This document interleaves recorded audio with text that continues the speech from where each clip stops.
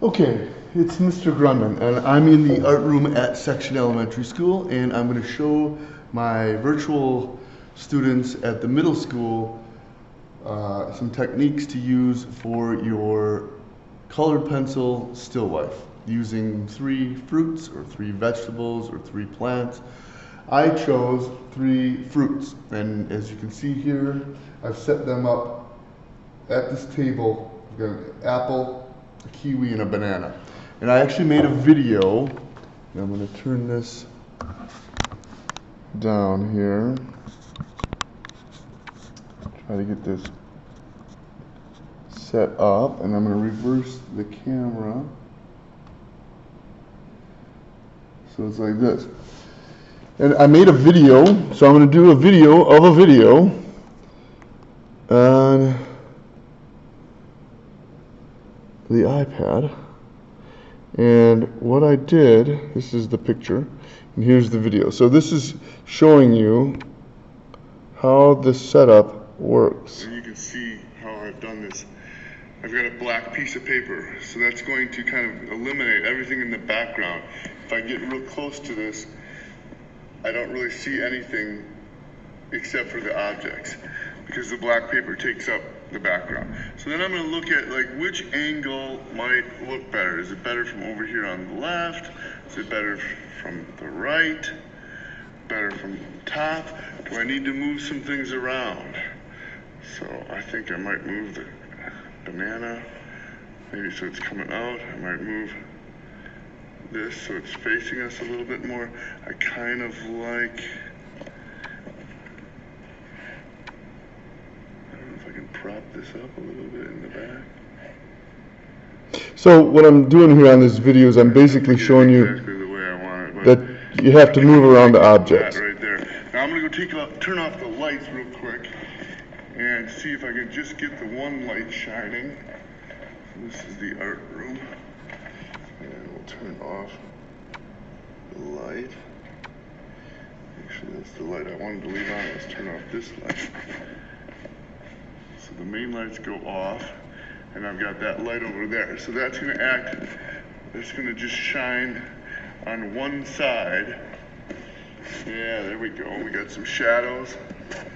So that's pretty good there. So I'm going to click a picture like that. Obviously we see the highlights on the left side. We see some dark shadows on the right side of the apple.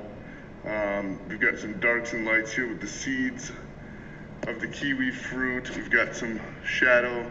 So I'll play around with this after I take a picture of this like that. And then I'll show you how to do some color blending. All right, bye-bye. Okay, so that was just me walking through how to set something up. You can use your side light, your table lamp that you might have in your room. You can turn off the lights and get that. And this is basically what the picture turned out that I draw. Now I'm getting a reflection on this iPad from the light up above, but you got a nice composition here. It's set up, we've got the apple, we've got the kiwi, we've got the banana. It's framed on the screen really well. So I'm going to use this as my example, and I'm going to have this picture. That's why you should always take a picture. You can have something that you can reference right in front of you. You can also turn around and see the actual, well, this is going to be upside down, but you can turn around and see the actual thing that you've got set up. Again, it's backwards because I flipped the camera, but anyways, hopefully this is not too confusing for you. So I've got this reference, and I'm going to put it right in front of me. And here's the paper that I just started sketching this on. So I don't know if you can see this. Let's tilt the camera just a little bit. All right, so I've got this paper right in front of me, and obviously I want to do this landscape left to right the long way because that's the way this photograph that I took sets up. If it was the other way, I would do it up and down, but this is more side to side. And I've got the kiwi, and I've got the apple, and I've got the banana sketched out. I just sketched it out like where it would be according to on the paper. So the kiwi is going to be right here, and I actually going to tweak that a little bit. I'm going to make some, I start out really lightly with my sketch lines. That way if I need to tweak it at all, I can always change it. This looks like it comes up a little bit more, it goes around. So I can always erase the lines that I don't really like, and I'll be able to come back. So that's the basic shape of the kiwi is pretty perfect. The apple's right where I want it to be, and the banana looks good. I've got the line coming down the middle of the banana, and I've got the contour line around the sides of the banana. So I've got the composition. Now what I need to do is I need to add color and I need to add shading. So let's just try this with the apple. So the apple is obviously red, and on the right side it's going to be a lot darker, so I'm already starting to press down farther. Now if I look at this picture, I can see there is a little bit of a highlight on top that's going to be lighter, so I am not going to shade this very dark. I'm barely touching that paper with my colored pencil. And then this is, you got to practice at this as far as the pressure that you press down with. The harder you press, the darker this is going to be. The lighter you press, the lighter that's going to be. Now this gets really dark again right around here. So I'm going to do this real dark. But I'm leaving a little bit of that light up there.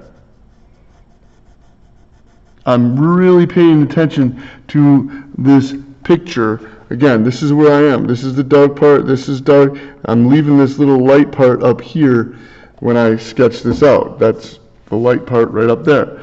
So this is all going to be dark. I'm referring to my picture all the time. You can't just look at something and then memorize it and try to draw it. You have to be looking at either the objects themselves or a picture of the objects. And that's going to help you a lot. Now, if I were to do this whole thing, it's going to take me an hour or more to do the whole thing. And I don't want to have you watch a video for an hour, but I'm just going to give you an idea. So this stays dark like this, probably that far. And again, instead of just doing everything with big lines that I'm going to see the pencil lines, I'm going to take my time and I'm going to go around, and sometimes I'm using a round circular motion. That helps me to not leave like straight pencil lines on my paper, pencil marks. So again, I'm just imagine if I would just continue that. Now this area gets even darker. If you look at this picture, this is really dark. So there might be other colors in there that would make this red dark. I can only make this red so much dark just by pressing hard. I can't make it any darker by pressing harder than hard. So what I have to do is I have to bring in some other colors. Like I've got a purple or a violet, and if I add a little bit of violet in here, that's going to definitely make that area look darker. Now I know I talked to you guys on our Google Classroom meeting about complementary colors. Now the complementary color to red is green. And again, if we use green, we're going to make that red a dark red. A little bit of green, I don't have to press too hard, but a little bit of green is going to make that red look a lot darker. So if we want to make this look darker, you add a little bit of green to it, and it makes it a darker red. That's going to be pretty dark. I do not like to use black when I'm drawing just about anything, unless it really, really requires something to be pitch black. If it's a color and you see a shadow that's a dark color, I would rather add the complementary color to make it as dark as I can than to just add black over it, because black usually dirties the color. I call it dirtying it. It just makes it look not as good, not as colorful.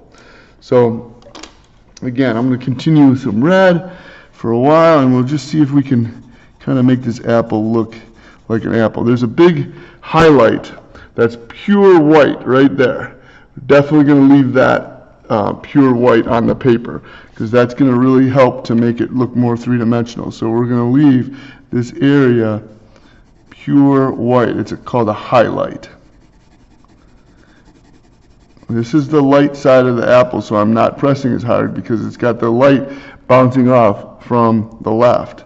That's where I had that light on. And that makes a better art composition when you have something that's got, it's lit from one of the sides or the top or wherever. It's got some contrast between the lights and darks. Okay, so again, the apple's going to take a long time, but right on the top, we've got like the top of the apple that you can see on one side. It's pretty dark over here, and it lightens up a little bit on this side, and then above that, it gets dark again. So back here, in this area, it's darker.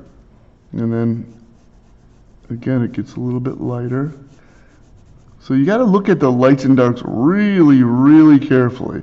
And you've got to kind of do your best to draw them that way. And the other thing that you can do is with the direction of your pencil lines, and again, you're going to try to make your pencil lines minimal, but if you draw in the direction that the apple goes, you can kind of make that shape take form. Again, I'm not touching that white highlight there, but I'm doing this in the direction that the apple goes. And you'll see many of the lines on an apple do go up and down like this. So this will help the illusion of drawing something realistic. You know what? I'll take a snapshot of this when I'm all done. But again, this is something it takes time. If you want to draw something that looks realistic, you have to take your time and do. It's going to take some time. It's going to take probably a good hour or more for me to make a real nice drawing. It depends if I want to do a background or something too. It might even be more than an hour. But I'm going to look at this, and I think in the back here, this is going to be even darker. So I'm going to take my green and I'm going to go in this direction with that. Again, it's going to make the red darker. It's almost like making a shadow in there. And then this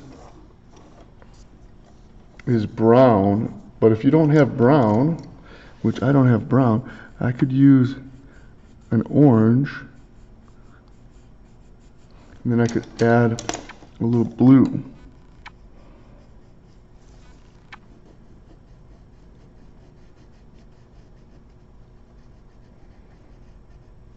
So that kind of gives a brown look, and it's a little bit darker on the top. And then it's really highlighted on one side. So you don't have to use the exact color. So again, I'll go from there, but that's color mixing and blending and then getting your composition correct. So you got to have 3 objects on this drawing. Good luck. It's due in a couple weeks. If you have any questions at all, give me an email or give me a shout out on Google Classroom, and we'll talk soon. Bye-bye.